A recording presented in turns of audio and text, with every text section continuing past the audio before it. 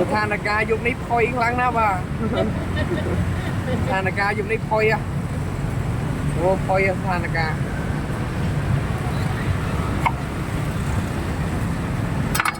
โอ้มองไปที่ไรโอ้พอยอะว่าสถานการณ์ยุคนี้ อันนี้ชม ในพอยอะ ปล่อยคือทาปิ๊กหมองอ่ะ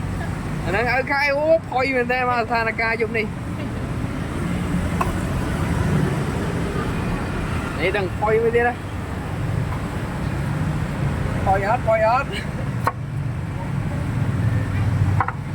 โอ้พอยที่ไรว่าสถานการณ์ยุคนี้มันสโลว์เลยว่าพอยครั้งนะ